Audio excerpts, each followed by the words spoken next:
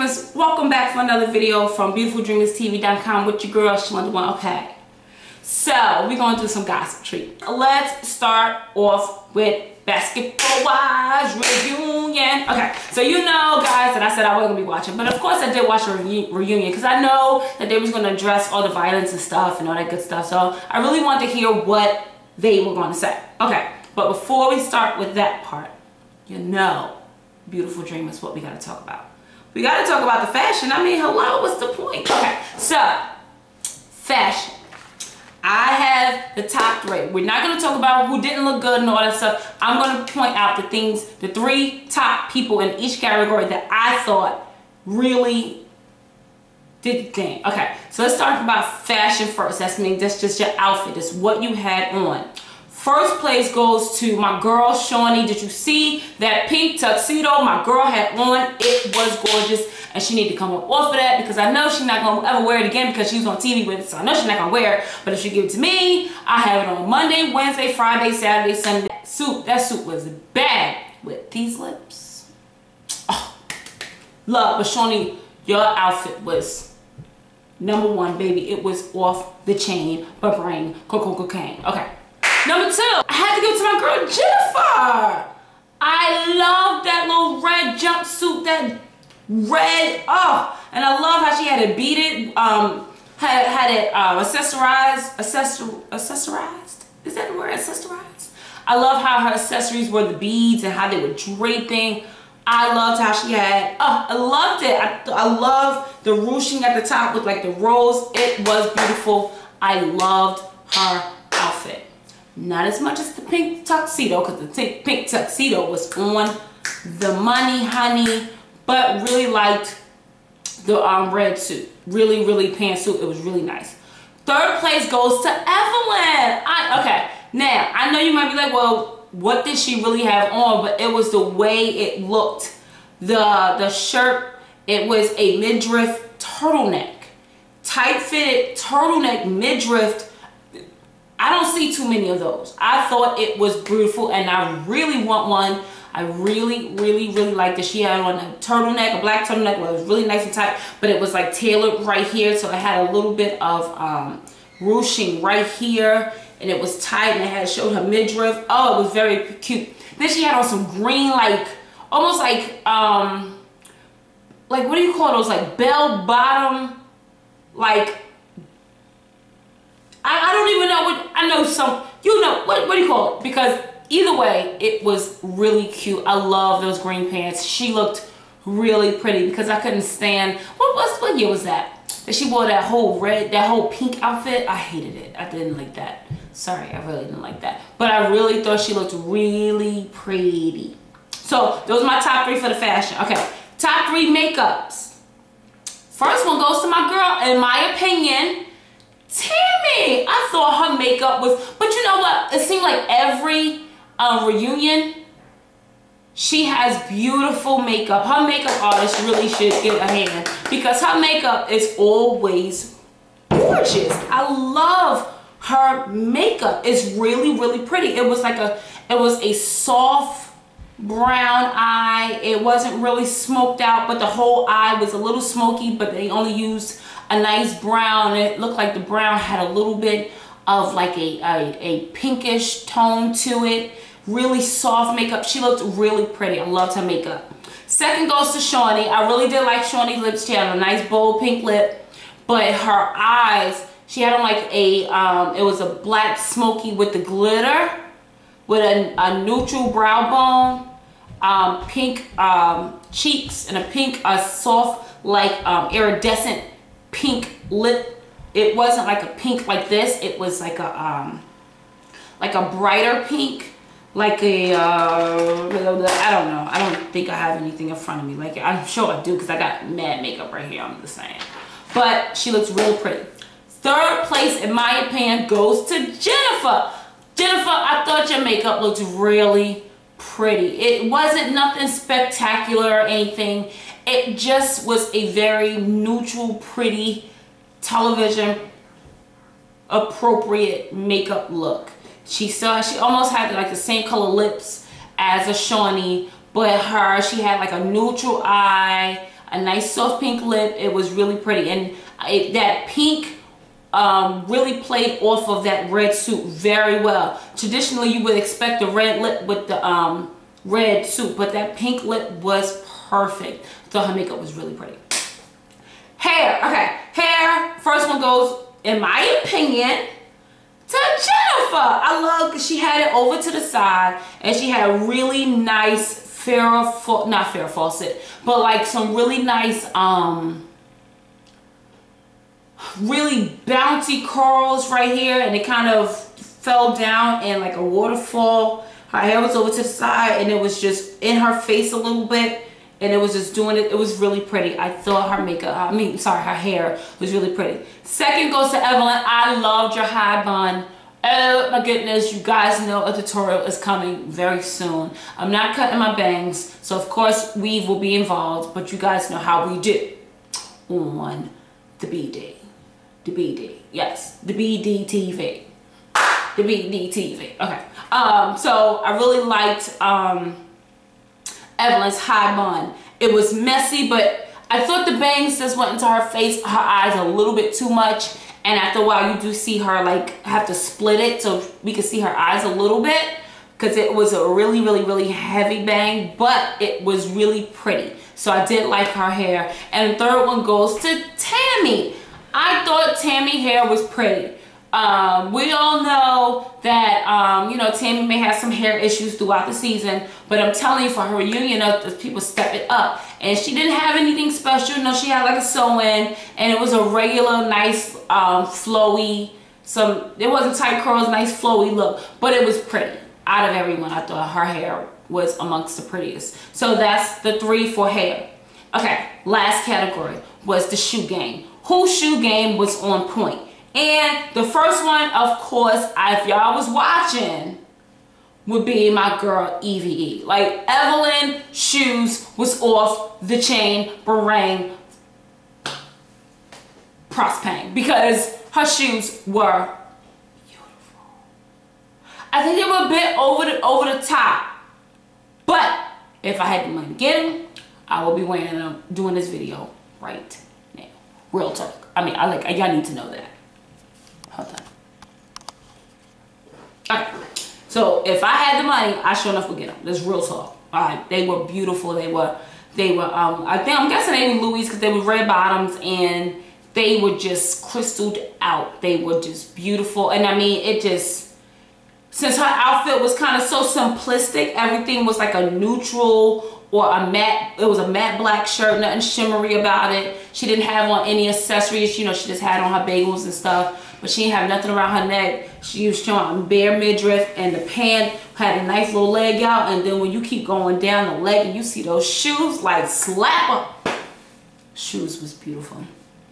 Second, I gotta give it to my girl Jennifer, because that was hers, red bottoms too, and she had more of a neutral shoe. They were like, I don't want to say white, they were more of like a cream shoe, but it really did complement the outfit really nice, because the shoe color was the same color as the pearls. Great, really like those. The last one, I know y'all might not agree with me, but I'm gonna say it was Tammy. And unfortunately, the only reason why she's getting that vote is because when I look around, when I looked at everyone else's shoes, no one else had anything that was doing a little something, and Tammy's shoes was trying to do a little something. So she got third place for the shoe game. Okay, so now let's get into the gist of what they was talking about. First thing, Shawnee addresses the violence and changes to come. Okay, well, first of all, she kind of had to do that. I mean, that was not something that was kind of going to just be left open for discussion. She had to address it, and basically what she was saying is that, you know, that the violence was a bit much and things really went overboard, and that there were some good things that happened this season, but they were overshadowed by a lot of the bad things that happened, and she was not proud of that. And let me just say, she was choosing her words so precisely. Like, she was really not talking slowly, but really making sure that what she was saying was what she wanted to say, and at the same time did not offend any of the girls or make them feel worse than they should have already been feeling, and at the same time satisfy VH1 and her partners and all that good stuff. So she said what was right to say.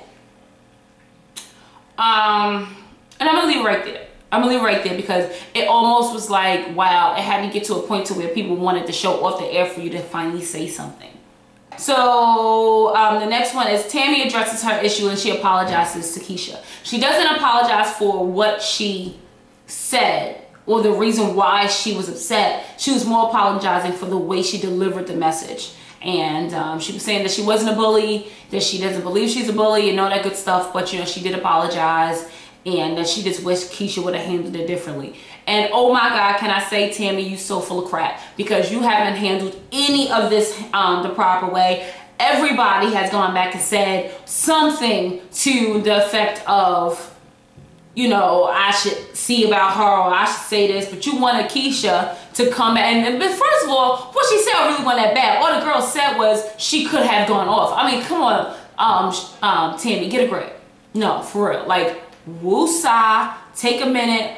I'm your hoe, yeah, I'm your hoe. Do whatever you gotta do because I think you were just bugging out. I think you wanted the ratings. I think you wanted your 15 minutes and your 15 minutes wound up being the worst 15 minutes. So be careful what you ask for, pumpkin poo-poo. Next one is Evelyn does the same thing and she addresses it. And she was saying they were showing the clip of her throwing the bottle. Now, can I say Evelyn has had a few ouch moments. Her throwing the bottle, I know this might sound bad, but it wasn't as bad as her climbing over that table to me. To me, her actually climbing over the table is what stands out in my mind as being just ridiculous. That's what was in my mind as just being a bit ridiculous. But of course, throwing the bottle wasn't good either. And she said it wasn't one of her finest moments, that she's been in the car with her stepdaughters and they actually thought it was funny and that she realized that it's not funny and that she should be a better role model. Well, I applaud you for recognizing that now, but then I say, well, what about the daughter that you have away at college? How funny did y'all think it was when Jennifer wasn't on stage and she was sitting backstage? I mean, like, for real. like seriously. Okay, y'all. All right. I mean, like, okay. But okay, she was off stage and then she was escorted out by these two little people. They were like little people, little security people. Like, do you feel safe? Like Medea said, do you feel secure? So Jennifer comes out, and let me just say, she was immediately on the defense. That's what I picked up. Immediately, she was almost like, okay, I'm ready now, go. Like, she was kind of really ready, and most of her responses were really aggressive, in my opinion. She did finally apologize once Shawnee said, well, you know, there's nothing wrong with actually apologizing for the things that you've done. And she was like, okay, well then I apologize for everything I done, you know, but she didn't necessarily mean it. So basically they was going back saying that, you know, they weren't the best of friends to each other when they needed each other. She was feeling a certain type of way that Evelyn didn't reach out to her, and Evelyn was just like, you know, I understand that, but at the same time, you're my friend, you don't become all licorice at the mouth. My opinion about this whole lawsuit thing. The main question is, Jennifer, is she going too far with the lawsuit? And the truth is, I'm gonna say yes. And the only reason why I'm gonna say yes is because you signed on to a reality TV show to where you saw violence, you never threw blows yourself, but you knew that, oh, what's her name? What's the girl with the big mouth? Y'all know who I'm talking about, the light-skinned chick. How she was in a fight in the beginning, throwing water and stuff on people, and then Royce was fighting Evelyn. So she knew violence was a part of the show. She was just upset that when she finally caught one of the blows herself.